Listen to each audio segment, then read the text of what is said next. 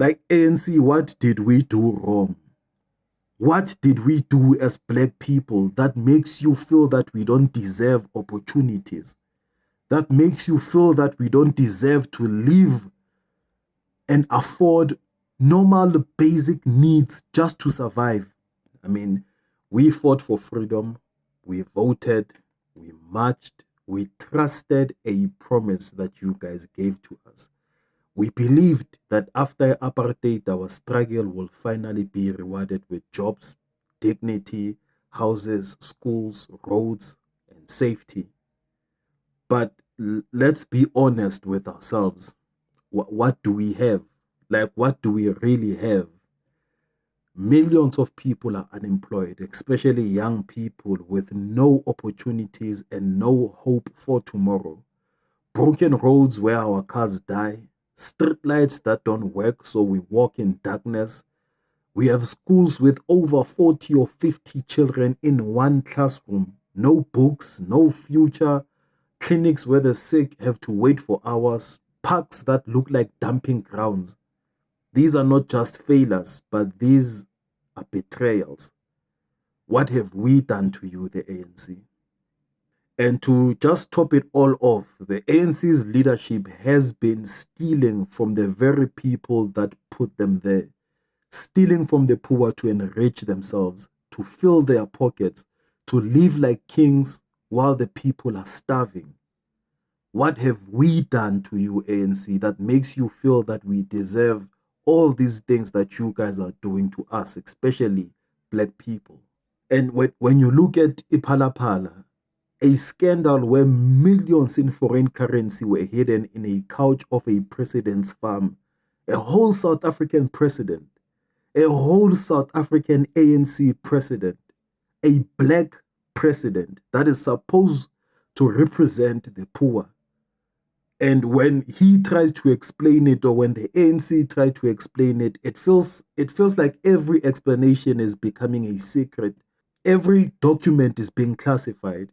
Every investigation is blocked. And we that voted for the president, it now feels like he gave an instruction that said this thing must never be known. The ANC says it's done nothing wrong, yet no real accountability has ever come. Millions disappear. Answers also vanish. You look at Matlala corruption storm. You have a whole deputy president allegedly to be involved in knowing who Matlala is. Paul Mashatile. We have a whole police minister allegedly to have been involved. A former police minister also allegedly to have been involved. And those senior officials, they all point at ANC, or they all report to the ANC because of their ANC senior members. Not just ANC and J members. Those people hold positions into the ANC. They have higher ranks in the ANC. And accountability, zero. What have we done to you guys?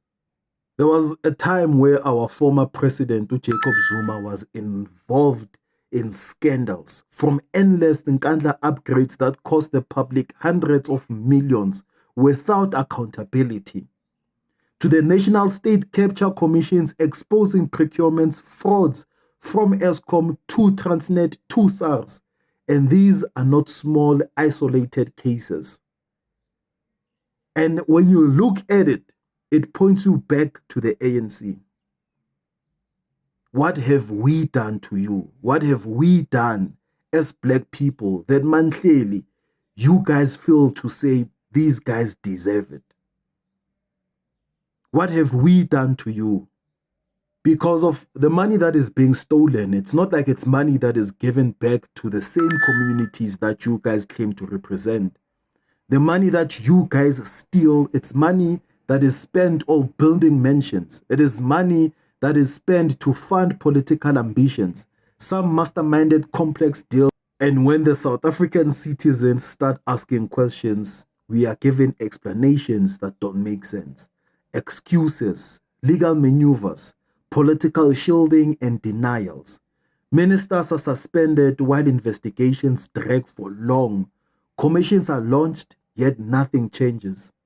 And evidence sits in reports while corruption continues. What have we done to you guys?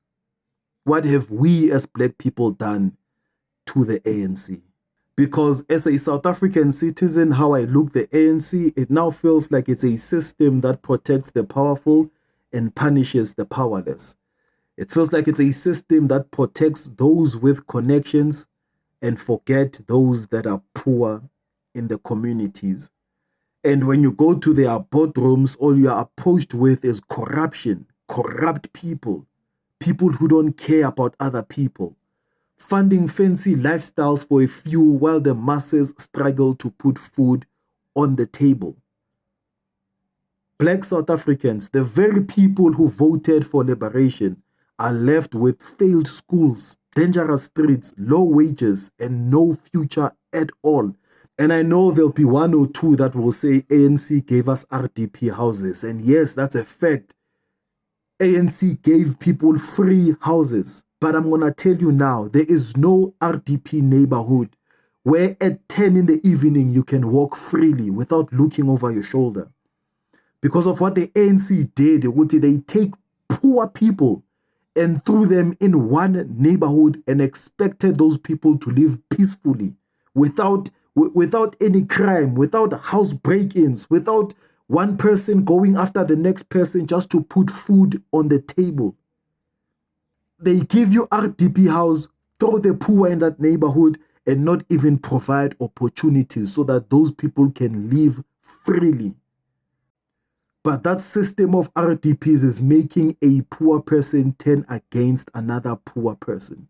And as much as it is painful to say this, but we cannot save South Africa by doing the same thing over and over again. We cannot save South Africa by voting the same people over and over again. We cannot wait for the party that betrayed us to suddenly care for us more than they care for themselves. So South Africans, my plea to you is that let's vote wisely. Do not vote out of loyalty to tradition. Do not vote because of you being threatened that you want to bring back apartheid times. But vote for leaders who serve the people, not the powerful. Leaders who will fix schools, who will create jobs, and leaders who will ensure our streets are safe. Leaders who belong to us and not leaders who belong to the corrupt. South Africans, let's vote wisely.